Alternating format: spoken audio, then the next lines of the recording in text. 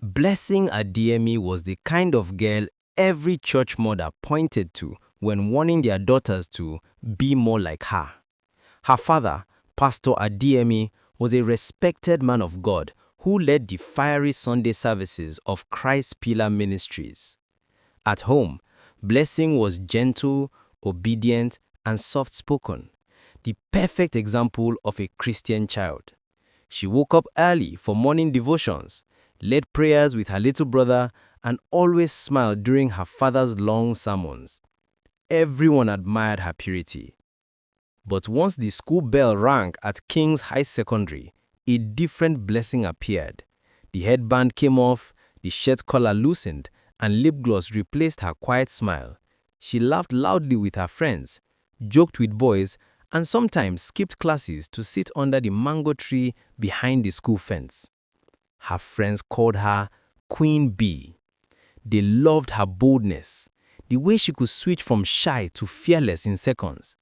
Hey, before I continue this story, take a second to like this video, subscribe if you love African stories, and tell me in the comments where you're watching from, Africa or beyond. Now, let's get back to Blessing's double life. That afternoon, as she adjusted her uniform in the bathroom mirror, she whispered to her reflection, "Just don't get caught." Yet the mirror seemed to mock her, showing a girl torn between holiness and rebellion. On her way home, she prayed quietly, "Lord, forgive me," even though she knew she would do it all again tomorrow. Blessing lived in two worlds, one built on faith, the other on secrets, never realizing that the walls separating them were thinner than she thought.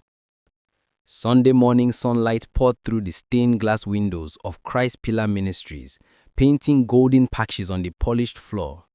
Blessing stood before the congregation, her voice rising like honey as she led the choir. Her father's proud eyes followed her every note, the pastor's daughter, the living proof of his teachings. But when her gaze met the glass panel above the altar, she saw her reflection, a girl she no longer recognized. After service, church members greeted her with admiration. "Our Blessing is growing into a virtuous woman," one elder said. She smiled politely, but inside, she felt a pang of guilt. Later at school, the halo faded. Her best friend Anita teased her the moment she entered class. "See our saint, oh, Pastor Pikin we sabi dance pass sinner." They laughed, their giggles echoing through the classroom. During lunch, Blessing sat under the mango tree where students shared secrets. A tall, confident boy from SS3 named Jide walked over, flashing his charming dimpled smile. "Queen Bee, you hide holiness well," he joked. Blessing laughed, pretending not to blush. But when he left, she couldn't ignore the heat in her chest, part guilt, part excitement. That night, as she prayed with her family, she whispered, "God, please, help me do better." Yet even as she said the words, her mind replayed Jide's smile, and she knew temptation had already found a way in. The following week, a folded note appeared in Blessing's locker. "You looked like an angel in class today." Signed, Jide. Her heart raced as she tucked it quickly into her notebook. Every day after that, more notes came, tiny pieces of affection written in blue ink, sometimes with Bible verses turned into poetry. "Love is patient, but mine is running out." Blessing smiled secretly through lectures, pretending to jot down notes while reading his messages. Anita soon noticed. "Who they make you smile like that?" she teased. Blessing only shrugged, but her silence gave her away. That night at home, she hid the letters inside her hymn book, just as her father knocked on her bed door. "Are you studying, my daughter?" he asked warmly. "Yes, Daddy," she lied. He smiled and blessed her forehead before leaving. The guilt hit hard, but the thrill of secrecy burned harder. During morning devotion, Pastor Adeyemi preached about truth and deception. Blessing bowed her head, her father's words ringing like thunder. "Whatever is done in darkness will be brought to light." She swallowed hard, unaware that her own darkness was already casting its shadow. When Jide invited Blessing to a youth concert at Lekki Beach, her heart skipped. "It's not a party," he said quickly. "It's music and fun, that's all."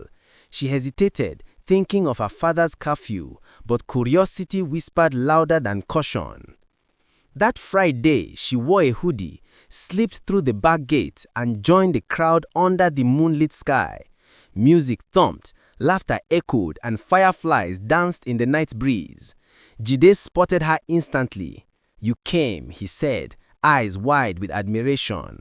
For a moment, Blessing forgot who she was supposed to be. Under the open sky, she was just a girl, young, alive, and unbound. They talked for hours by the shoreline, their voices blending with the waves. When fireworks burst in the air, Jide looked at her and their hands brushed. "You are different," he murmured. She smiled shyly. For once, her heart felt light. But freedom came with a price. When Blessing returned home, the sitting room light glowed faintly. Pastor Adeyemi sat with his Bible open, his face unreadable. "Where have you been?" His voice was calm, but his eyes were fire. "Trial practice," she whispered. He stared for a long moment, then said softly, "God sees all things, Blessing, even what we try to hide." Her chest tightened with guilt, but she walked away before tears betrayed her. The next morning, breakfast was quiet. Pastor Adeyemi didn't mention the night before, but his silence felt heavier than anger. Blessing barely touched her food. Every spoon that clinked against the plate echoed in her mind. At school, she tried to laugh with Anita and pretend nothing was wrong, but even her laughter sounded forced.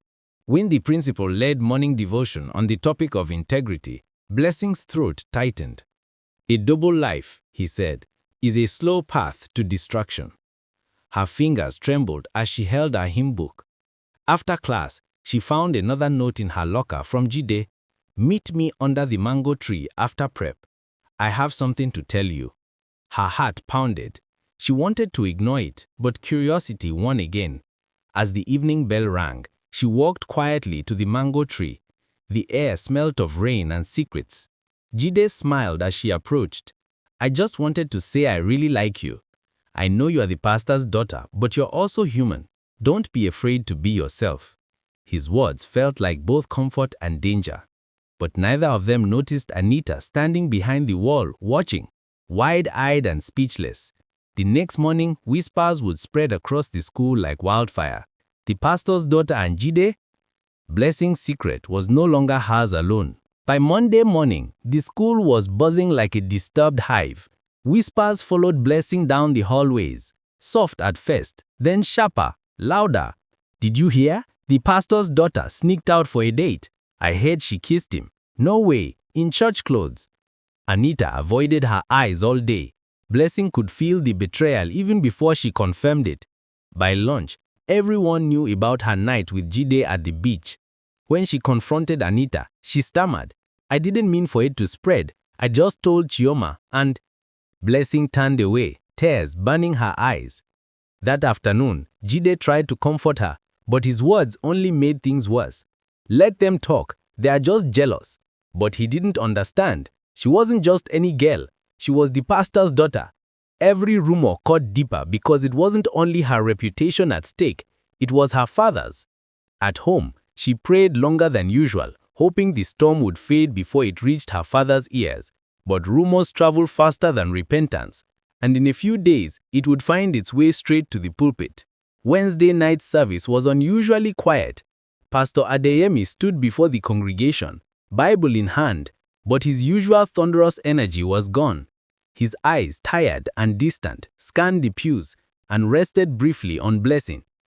After service, a church elder pulled him aside. "Pastor, I mean no disrespect, but there are troubling stories about your daughter." He spoke softly, but each word struck like a hammer. "People are saying she's keeping bad company at school with a boy." The pastor's face darkened. "Lies of the devil," he said quickly, but his hands trembled. When he got home, he called Blessing into the living room. The clock ticked between them. "Is there something you want to tell me?" he asked quietly. Blessing looked down. "No, Daddy." He sighed deeply. I've saved God for 20 years, Blessing. Don't let gossip stain what he has built. His voice broke a little. Blessing wanted to confess, to tell him everything, but fear silenced her. When she went to bed that night, she lay awake, staring at the ceiling, hearing her father's voice echo. Don't let gossip stain what he has built. But deep down, she knew the stain had already begun to spread. Friday morning, during school assembly, the principal's voice boomed through the microphone. We must remember that our actions reflect not only on us, but on our families. His eyes darted toward Blessing. A few students snickered. She wanted the ground to swallow her whole. Later, she was summoned to the principal's office. Jide was already there, sitting nervously. Blessing Adeyemi, the principal began sternly. You are a leader in this school, the daughter of a respected man of God, yet your behavior. He sighed. You have disappointed us. He suspended them both from representing the school at the upcoming youth conference. Jide tried to speak, but Blessing interrupted, her voice shaking. Sir, I'm sorry. As she walked out of the office, tears blurred her vision. Her world was crumbling, and she hadn't even faced her father yet. That evening, when she got home, her father was waiting on the porch. In his hand was a printed screenshot from social media, a picture of Blessing at the beach smiling under the fireworks. The caption read, Pastor's daughter caught at party with SS3 boyfriend. For the first time in her life, Pastor Adeyemi didn't raise his voice. He just whispered, so it's true. And that whisper hurt more than any shout ever could. The Adeyemi household became a graveyard of silence. Mama Adeyemi cried for days. Her father withdrew from the pulpit, claiming a period of prayer and reflection. Church members whispered. Attendance dropped. Some said, if the pastor cannot guide his own house, how will he guide ours? Blessing stayed in her room, curtains drawn, ashamed to face the world. She deleted all her social media accounts, ignored Anita's messages, and cried until her eyes swelled. The once lively choir girl now hid from the same people who used to praise her voice. One evening, Mama Adeyemi brought food to her room. Blessing, your father is hurting, but he still loves you, she said softly. You must make peace with him and with God. Blessing nodded silently. She wanted forgiveness, but didn't know where to start. When she finally looked in the mirror, the girl staring back seemed like a stranger, stripped of pride, of reputation, of certainty. And somewhere in the stillness of that night, she whispered through her tears, Lord, if you can still hear me, please don't give up on me yet. Days turned into weeks, and the house remained quiet. Pastor Adeyemi barely spoke to anyone, even from the pulpit. He no longer called Blessing for morning devotion. Instead, he spent hours alone in his study, Bible open but unread. One afternoon, she gathered courage and knocked on his door. Daddy, can we talk? He looked up slowly. His eyes were tired but gentle. Sit down, Blessing. She sat, her hands trembling. I'm sorry, she whispered. I didn't mean to shame you. I just wanted to be free. Her father sighed deeply. Freedom without discipline is destruction, he said quietly.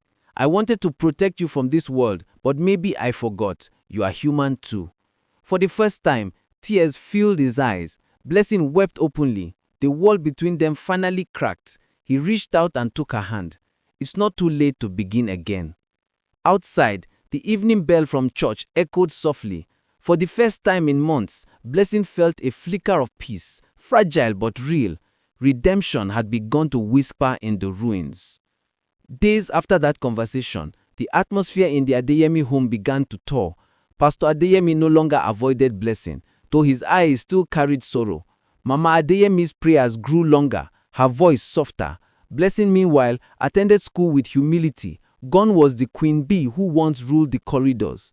Yet, forgiveness didn't erase the stares. When she walked into class, whispers still followed. Her seat by the window became her refuge. Jide tried to approach her once, but she turned away. Please, Blessing, I didn't mean to. But she shook her head. We both made choices, Jide. Now we live with them. At home, her father called her to the family altar one evening. We will pray together again, he said gently. As they knelt, Blessing wept uncontrollably. "I don't deserve this grace," she cried. Pastor Adeyemi placed a hand on her shoulder. "None of us do. That's why it's grace." His words, firm yet kind, sank deep into her soul. For the first time, Blessing understood that forgiveness wasn't earned, it was accepted. The following Sunday, the church was packed. Word had spread that Pastor Adeyemi would return to the pulpit after weeks of silence. When he stood to preach, murmurs filled the hall, eyes darting toward Blessing, seated quietly in the front pew. "My family is not perfect," he began, his voice trembling slightly. "Even a pastor's home is not safe from temptation. But let me remind you, God's mercy is greater than our shame." The congregation grew silent. Some frowned, others wiped their eyes. Blessing stared at her hands, feeling exposed yet strangely relieved. The truth was no longer hidden. After service, Sister Gloria whispered loudly, "Ha! Look at her pretending to be holy again." Mama Adeyemi heard but said nothing. She only smiled and said, "God is still writing her story." That night, Blessing wrote in her journal, "Maybe fawning wasn't my end. Maybe it was where my healing began." Blessing decided to face life differently. She volunteered to teach Sunday school, spending weekends helping younger girls learn memory verses. Some parents protested quietly. "How can she teach our daughters after what she's done?" But Pastor Adeyemi stood firm.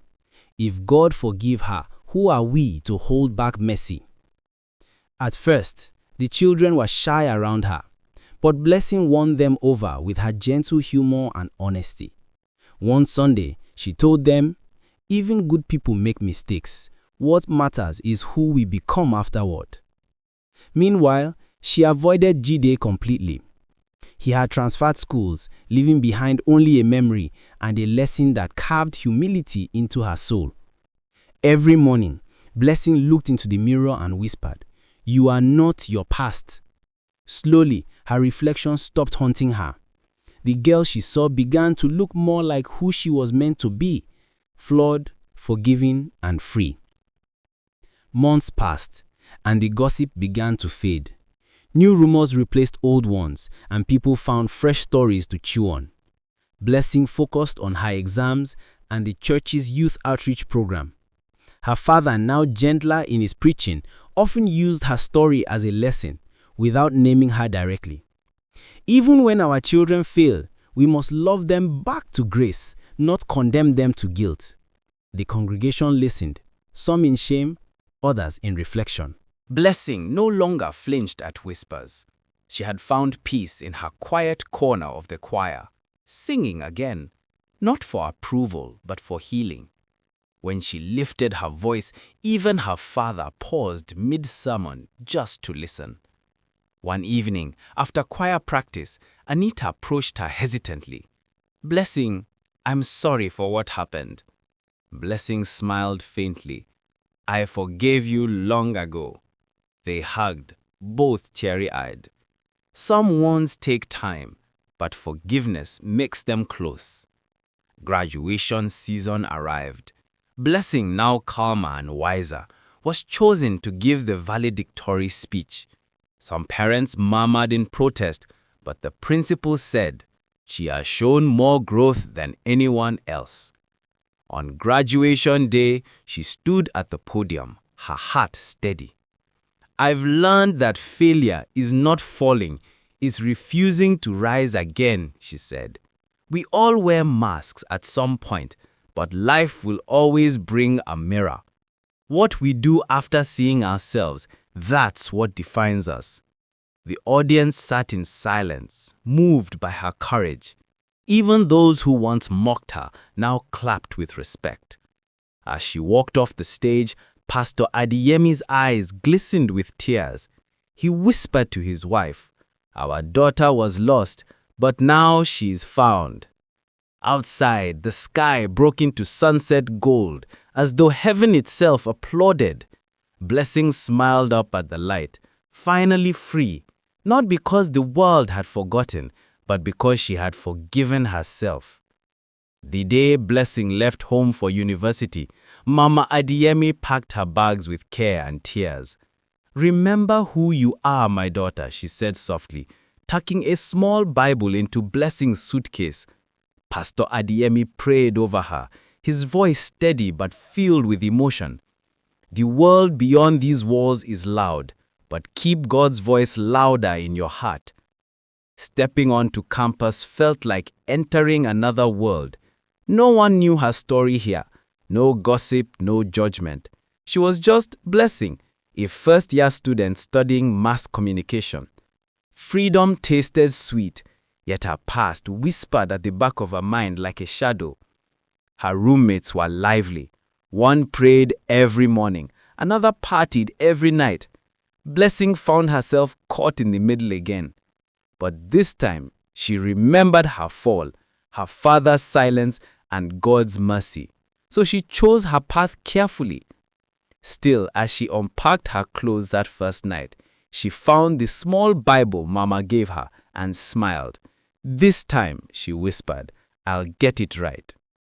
Weeks into university life, Blessing became popular without trying. Her gentle nature drew people in, and her singing voice made her a favorite at fellowship gatherings. But with attention came temptation. Invitations to parties, flirtatious smiles, and late-night calls that promised fun. One evening, her roommate Funmi begged, "Let's go to this campus party, just once." Blessing hesitated. "I've been down that road before," she said quietly, but Funmi laughed. "You are too uptight. One night won't hurt." She almost gave in, but then she saw her reflection in the mirror, just like the one in secondary school, and heard her father's voice. "Freedom without discipline is destruction." Blessing stayed behind, spending the night in prayer and quiet study. When Funmi stumbled back hours later, crying about a stolen phone, Blessing realized how close she had come to another trap. She thanked God silently. This time, she had chosen wisely. University life wasn't easy. Professors were demanding, finances were tight, and homesickness often crept in. Blessing worked part-time at a library, saving every naira she could. One evening, the librarian, a kind but stern woman named Mrs. Bello, noticed her dedication. "You remind me of myself," she said. "Don't lose that light." But storms always found their way.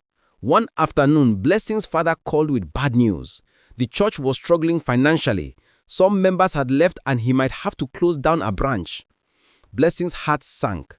"Don't worry, Daddy," I said. "God will provide." That night, she dropped to her knees. "Lord," she prayed, "help me to help my family." She began saving even harder, sending small amounts home each month.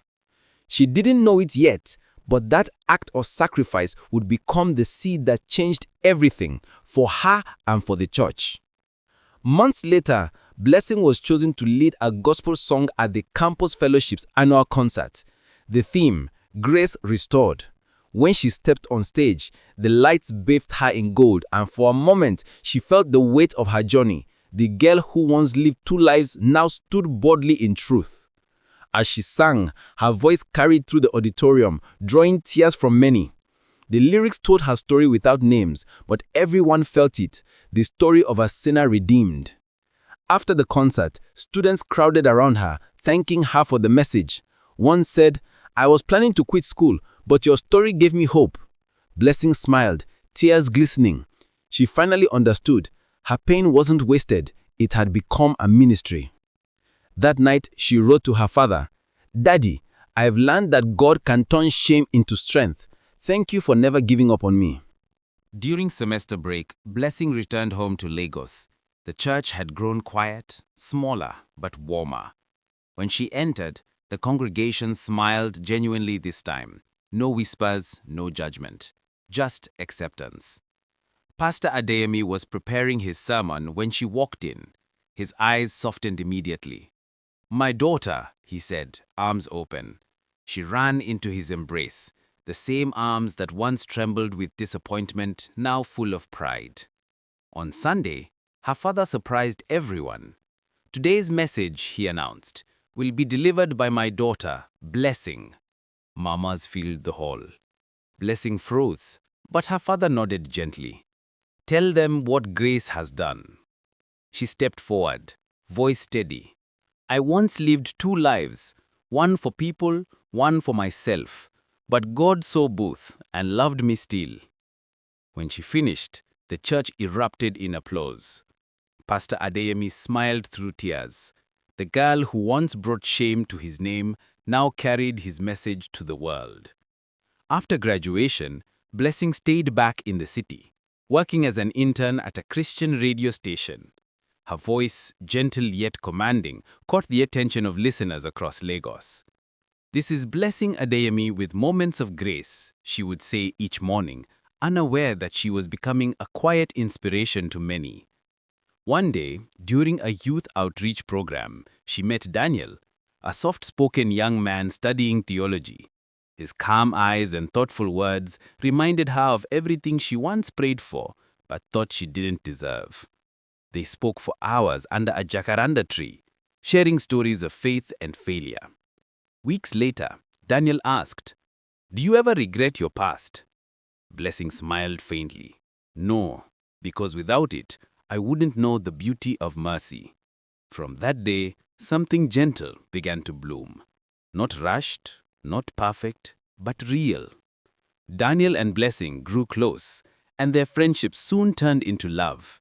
Yet, with love came temptation, the kind that whispered softly, not loudly. They prayed together, served together, and often walked home holding hands under the city lights. But one evening after choir practice, rain began to fall heavily. They ran into an empty classroom for shelter. The moment stretched, hearts racing, silence thick. Blessing stepped back, her mind flashing with old memories of who she used to be. "No," she said gently, voice trembling. "I won't lose what God rebuilt." Daniel, ashamed, nodded and whispered, "You are right." They both knelt and prayed as thunder rolled outside. When they left, the rain had stopped and a new respect had formed between them. Love, she realized, wasn't proven in emotion, but in restraint. Rumors began to spread in the fellowship that Blessing was too close to Daniel. Some accused her of being a pastor's daughter using her charm again. The whispers stung, reopening wounds she thought had healed. At first, Daniel told her to ignore them, but when leadership questioned their relationship, she felt cornered. "I thought I was past this," she told him. "No matter how much I change, people still see the old me." That night, she went to the radio station after hours, sat before the microphone, and recorded a message that wasn't on the schedule. To everyone who's ever been judged by their past, she said softly, "Remember, people may recall your sin, but God remembers your name." The next morning, her message went viral. Even her father called, his voice thick with emotion.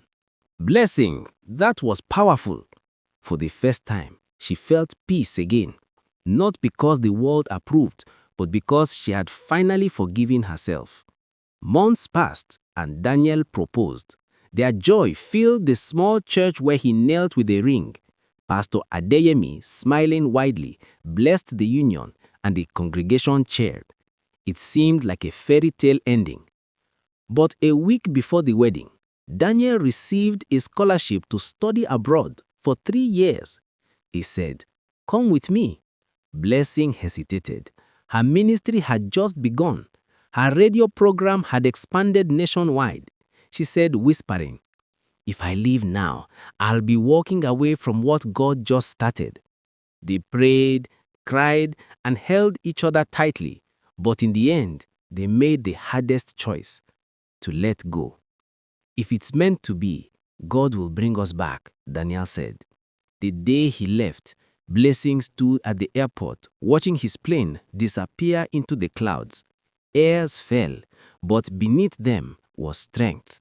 She was no longer the girl who needed someone to define her worth. She had found it in purpose. Years later, Blessing's radio program became one of the most loved Christian programs in Nigeria. She used her platform to help young women who had fallen, struggled, and risen again just like her. Her slogan became famous: "You are not your past, you are God's story in progress." One afternoon, while recording an episode about forgiveness, the studio door opened. She turned and froze. It was Daniel, back from abroad, holding a Bible and smiling softly. He said, "I told you, if it's meant to be." She covered her mouth, tears filling her eyes. The producer whispered, "We are still live." She laughed through tears and said into the mic, "And sometimes grace gives us back what we thought we'd lost." Listeners all over the country cheered. The pastor's daughter, who once lived in shadows, now spoke light into millions of hearts. Blessing couldn't believe Daniel was really standing before her. The studio lights flickered softly on his face, as though even they recognized the reunion fate had written long ago. After the live show, they sat together on a bench outside the station, the Lagos skyline glowing behind them. "I listen to your program every Sunday. Even from afar," Daniel said. "Your voice kept me grounded. You didn't just tell stories, you healed people." Blessing smiled shyly, "And you kept me believing in second chances." They spent hours talking about everything they had been through. His struggles abroad, her battles with doubt, their faith that never quite let go. As they parted that night, Daniel said, "Let's not rush what God has already prepared." Blessing nodded. This time, there would be no running, just steady faith, step by step. Months later, Daniel visited Blessing's hometown with her. Pastor Adeyemi had aged, but looked happier, more peaceful. He now preached with humility, often saying, "Mercy has a face, and I see it every day in my daughter." That Sunday morning, after service, Daniel asked to speak. He stood before the congregation holding a small box. "5 years ago, I asked this woman to marry me, and the timing was wrong. Today, I ask again, not because time is perfect, but because grace is." The church erupted in joy. Blessing's eyes filled with tears as she said yes.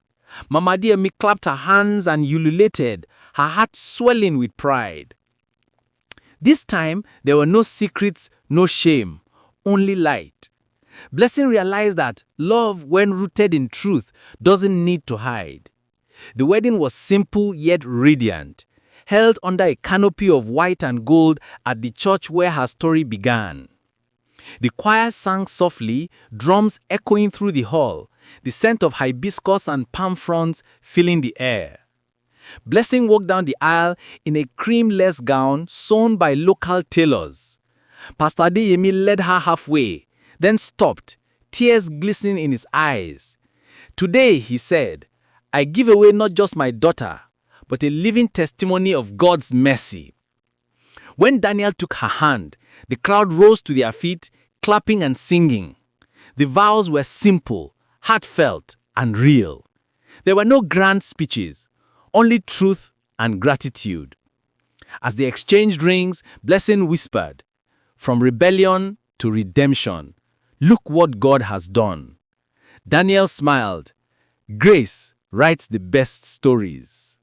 Years passed. Blessing and Daniel started a youth foundation for girls called New Dawn, offering scholarships, mentorship, and counseling to young women who had made mistakes but wanted to rebuild. Blessing used her story to empower others, while Daniel led spiritual retreats for young men. Their work caught national attention. Interviews, documentaries, and conferences followed, yet Blessing remained humble. "I am not a celebrity," she would say. "I am just someone who fell and was lifted again."